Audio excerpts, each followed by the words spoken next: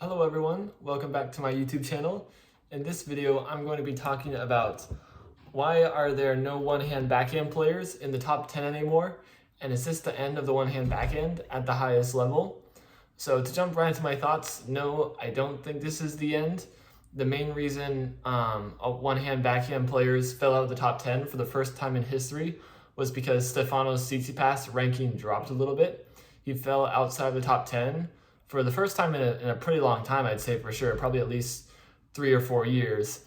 And to me, that's more to do with him getting worse at his game in general as a player than the tour just accelerating far beyond what it was when he was in the top 10 using the one-hand backhand. I think there's a lot of aspects in his game that have gotten worse, including his one-hand backhand, but that's a little bit more of a separate story.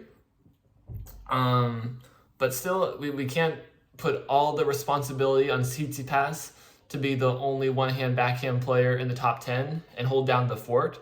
There's clearly not as much depth of one-hand backhand players at the top of the game as maybe there was a number of years ago. I'll get into a few reasons why below. One, it's not really taught to players at a young age anymore. There's been so many really good high-level players at the top of the men's game, such as Djokovic, Nadal, Andy Murray, Medvedev, for example, that the two-hand backhand is really effective and people are able to play long, grueling rallies with it and do effective cross-court shots down the line and return a serve. These are all really big advantages. Two, it's a little bit more technically difficult to learn. It's a harder shot to master. Your timing, precision, and strength on the ball has to be a lot greater than it would with a two-hand backhand. A two-hand backhand is a much more forgiving shot. Three, it is very difficult at a young age. It's a hard shot to master in general, but especially if you're taking an 8, 10, 12-year-old player and telling them to hit a one-hand backhand, it's really difficult to have the strength to control the racket and perfectly time it at the ball. And with that being said, it's going to be very difficult to carry over into tournaments as well. Even if there's a very talented young 10, 12, even 14-year-old player and they're working hard on their one-hand backhand, it's just not going to be as effective as the best two-hand backhand players at that age. So even Novak Djokovic talked about this when he was young.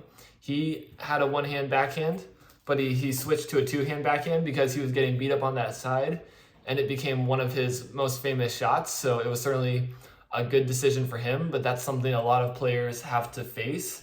It's going to be very difficult to compete with two-hand backhand players at a young age, and obviously that sets habits going forward. Next thing, it's difficult on return and defensive shots. This is the biggest issue I hear with the one-hand backhand. It was certainly discussed a lot about Roger Federer. While he could hit great shots and beautiful shots with his one-hand backhand, it was always very difficult for him to defend out of that wing or return fast serves to his one-hand backhand.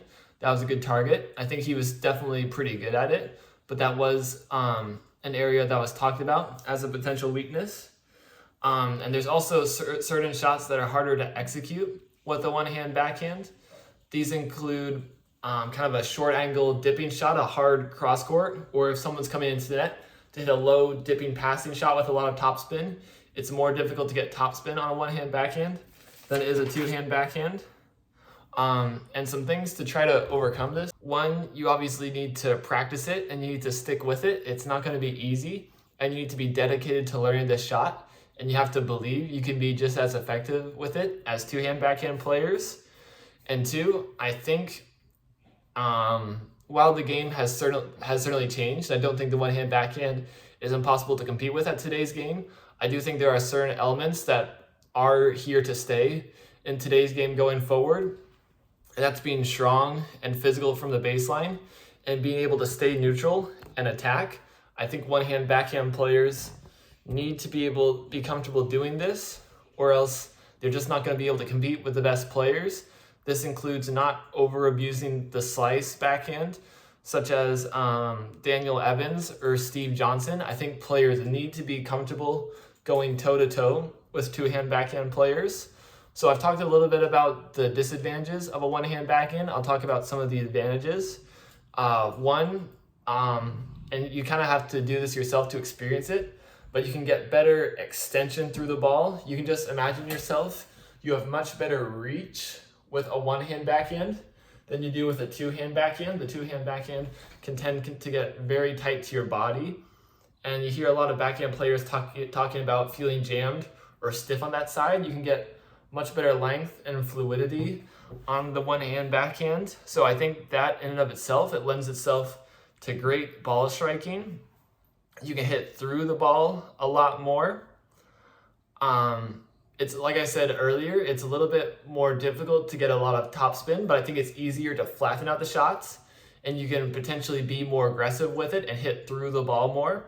And I think with that being said, these things all kind of tie together, but you can take the ball a little bit earlier as well because it's not such a tight stroke and you can reach out in front of you. You can really lean onto the front foot and kind of take it on the rise. The two-hand backhand is a little bit tight, and I think it lends itself more to a topspin motion where you're supposed to let the ball drop.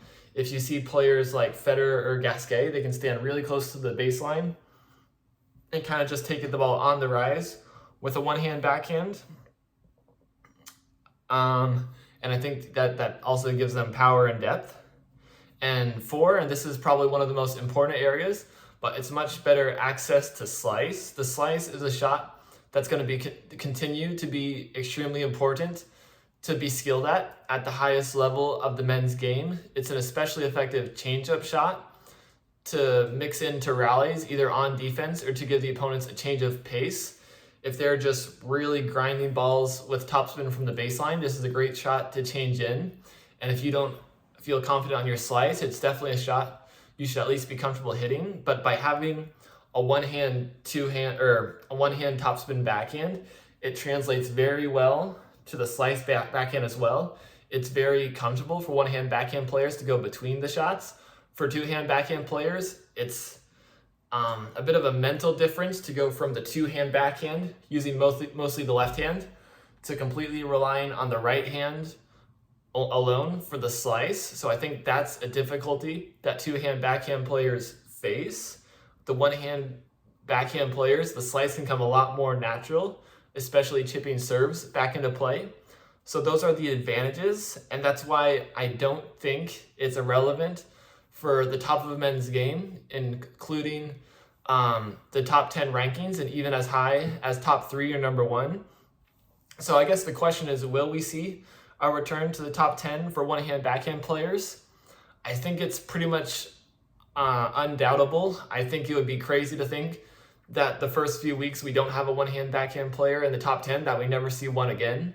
Realistically, this will happen as soon as Tsitsipas gets back in the top 10. I think he's too talented, too skilled of a player to keep this lower level of form and never get back to the top 10.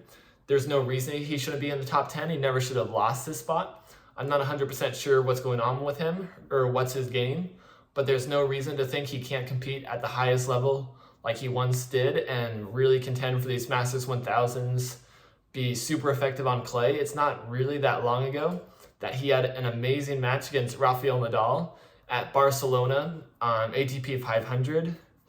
I think 21 or 22, but you should look up that match if you haven't. But he's a very, very talented player. I think he should get to the top 10, and if no one else, him, and that should break the streak. And I guess that brings up the question, is the one-hand backhand a skilled enough shot to compete in today's game? I think absolutely. There's no reason that if your backhand, or if your one-hand backhand is as good as someone like Stan Wawrinka, who, in my opinion, probably at least on the topspin, has the best one-hand backhand of all time, or Federer or Gasquet, if you're hitting the ball as clean as that, with as much confidence and solid technique, there's no reason that if you're hitting the shot that well, you can't be in the top 10. But with that being said, your shot quality does need to be really high. If your one-hand backhand is weak or unconfident, or the players feel the need to overuse the slice because they don't feel strong or capable enough hanging in the baseline rallies, that will continue to get picked on by the best players in the men's tour, and that will stop it from consistently reaching the top 10. So players need to master the shot. They need to reach a really high level in the shot, and they need to believe in it. They need to commit themselves to developing the skill and technique that the greats of the one-hand backhand had before them. It needs to have the quality there in order to make it to the top of the men's game. And that's totally possible, but it's up to the players, and it's up to starting it at a young age and sticking with it. When I'm looking at other potential candidates that could make it to the top 10 with a one-hand backhand, Grigor Dimitrov certainly comes to mind. He's been getting very, very close. I think he's been around 14, 13, 12 in the world as of recent. He's playing at a very good level. He has some wins over, I know he's beaten Medvedev, Tsitsipas. I think he's beaten Zverev fairly recently too, and Holger Rune. So he's definitely been playing well. The top 10 is a very select group, and it's a very small party. I think he still needs to improve just a little bit if he were to make it that high in the world. Another person that comes to mind is Lorenzo Musetti. He's a young, talented player from Italy. He's very talented, like I just said, but I think he needs to be a little bit more physical and a little bit more aggressive in rallies and impose himself a little bit more. I think he's very good mover, and he's got he reads the game very well, so I think that sometimes lends himself to playing a little bit too much defense. I think he needs to be willing to impose himself and be physical from the baseline. Maybe take the ball a little bit earlier and hit it a little bit heavier. And then Dominic Thiem, he's another person that jumps to mind when you think of one-hand backhand players that can make it to the top 10. It wasn't that long ago that he was dominating the men's game, probably at even a consistently higher level than Stefanos Tsitsipas. But with him, it's really been a strong drop-off in form, and it's not necessarily his backhand that's hurting him, it's his forehand that's hurting him. When he was playing his best tennis, in my opinion, he had the best forehand on the tour.